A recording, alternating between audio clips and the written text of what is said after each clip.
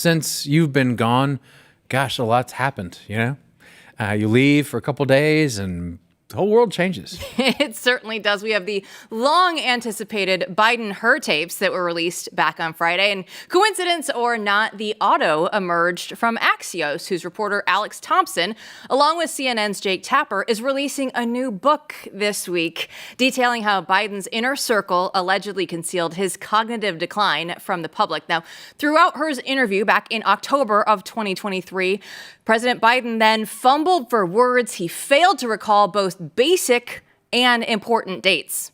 So during this time when you were living in Chambers Road and there were documents related to the Penn Biden Center or the Biden or the cancer shot or your book, where did you keep papers that related to those things that you were actively working on? Well, I don't know. This is what, 2017, 18, that area? Yes, sir. Remember, in this time frame, my son is either been deployed or is dying. And so what was happening, though, what month did Bo die? May 30th, 2015. Was it 2015 he died? Maybe 2015. I think it's 2015. I'm not sure the months are, but I think that was Yeah.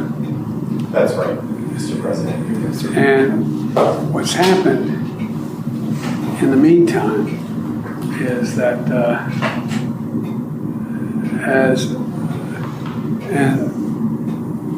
Trump gets elected in November of 2017? 2016. All right. So, why do I have 2017 here? That's when you left office, January of 2017. Okay. I can't handle the truth in this instance. It is very difficult to listen to any of that without becoming stark raving mad. And of course, the question here is, why are these tapes finally being published now?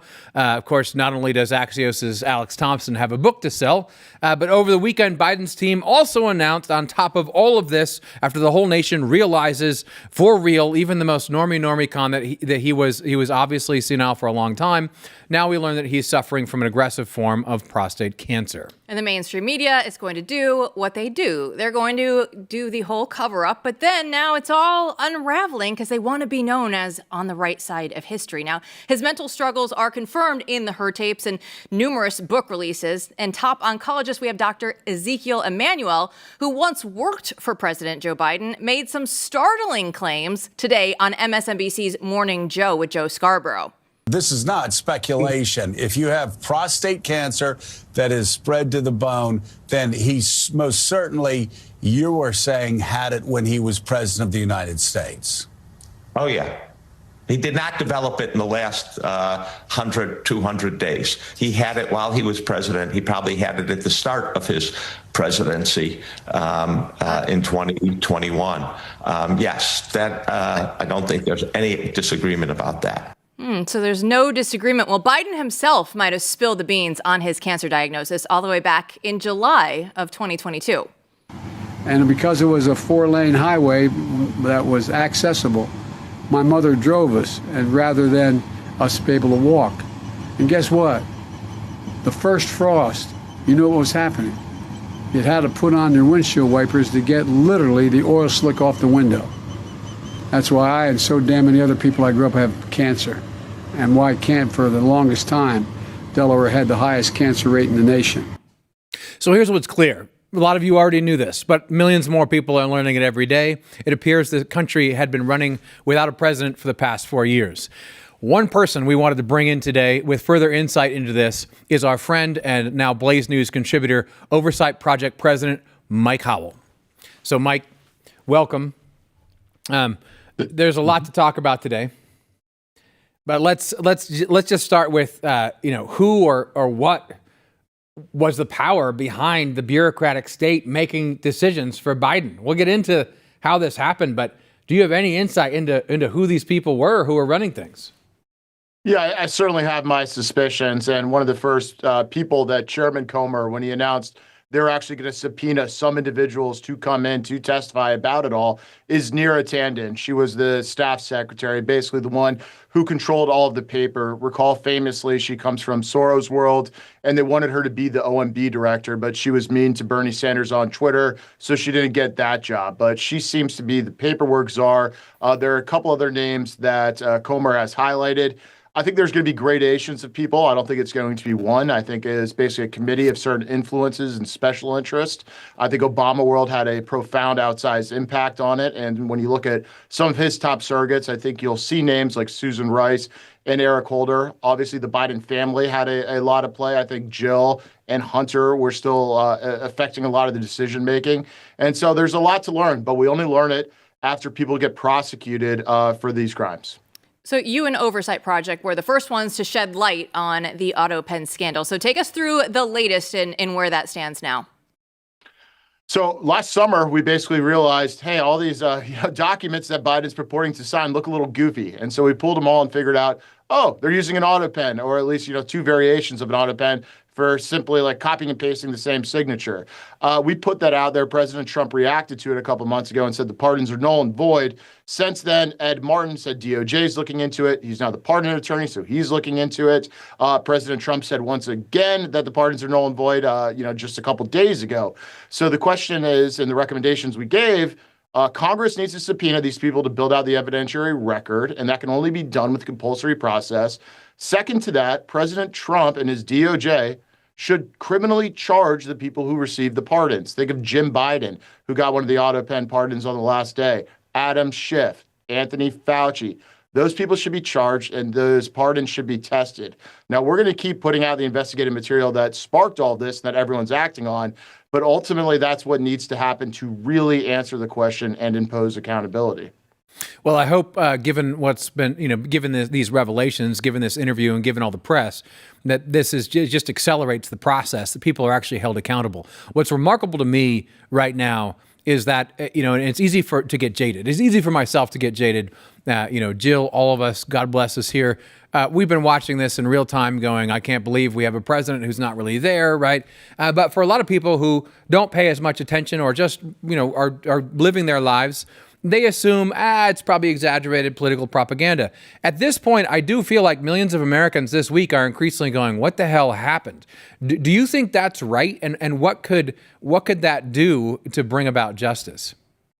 I think that's right, but there's a danger in this specific time. We're basically seeing a controlled demolition of the Bidens, and we're seeing a public kayfabe confessional ritual, whatever you want to call it, where, with the audio tape coming out, with the White House rewarding Axios and Jake Tapper with that tape so they could sell their book, this is the time frame for people to come forward and be like, oh, he was bad, we should never do that again, and then move on. And so I worry that this could be the end of the conversation unless we pursue the lines of accountability that need to be had. Because people were seriously hurt by what the Biden White House did, whether it's people who went to jail, who had their financial lives ruined, whether it's those who have been killed by the hordes of illegals they invited over the border, whether it's the people who are the victims of the lawfare. To have accountability and to make those victims whole, we need to know who was actually running the White House and calling the shots and, committing the crimes. And that's where this goes. And that's why it's so dangerous and profoundly dumb that Axios was giving the tape for a controlled demolition late on a Friday night, where they deceptively edited the tapes to give the Biden camp a talking point of, hey, the tapes aren't that bad. Look, even Axios deceptively edited them. And all this controlled demolition was planned months ago. Tapper's book, who's getting rich off this, by the way, with the, frankly, the support of the White House, was scheduled as soon as we got the court to pick May 20th as the deadline for release of these tapes. So there's a lot of things happening at the same time, but all of it really relates to this controlled demolition period, and we can't let this be the end. And the Oversight Project won't. That's why we're saying what we're saying and doing what we're doing. So let's drill into that real quick. I mean, controlled demolition. So what you're saying, check me if I'm wrong here. You're saying, look, Tapper's going to come out with this book admitting that they covered up Biden's senility or dementia, whatever you want to say, and that they planned to release this tape before it was forced to come out. and they deceptively edited it, and that's what everyone's talking about now.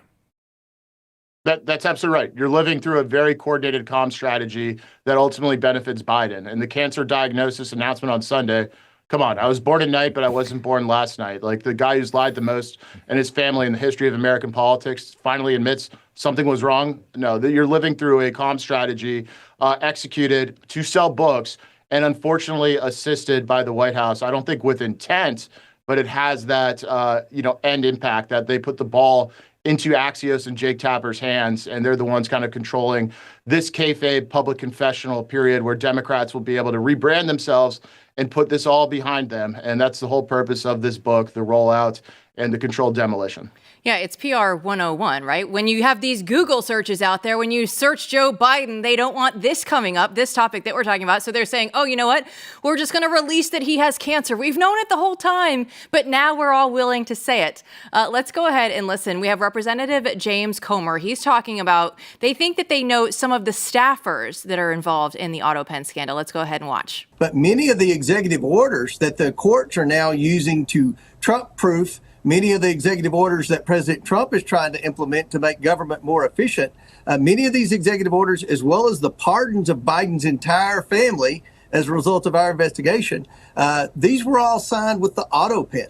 And clearly from that interview, which was many, many months prior to the heavy use of the autopen, Joe Biden wasn't capable of making decisions. It's interesting to see the use of the autopen and the fact that it is making its way now to the representatives, that they're all talking about this, the fact that it's all coming out right now. How do you go and speak on just the fact that Trump is going back and talking about this right now, and also that it's going to be out here amongst all the representatives now?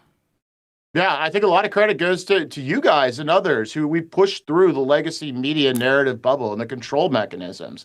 Autopen went absolutely viral because it showed simply how they executed a White House without a president. And then it got to President Trump, who saw it for what it was and put out the green light to not only his DOJ to charge them, but to Congress to investigate. And so we went around legacy institutions. And in terms of how the investigation continues, we, of course, are staying on it, providing the right people with the names of who to look at. And it's going to be multifold right now. Ed Martin, his pardon attorney, is going to be all over it. Congress obviously has a role to play. We've had a very strong relationship with Comer. We think him and his team are the best at what they do, even given the limitations of what Congress, both can and should do. And so we're just going to keep it alive. And it's really a very civically motivated investigation because people are furious.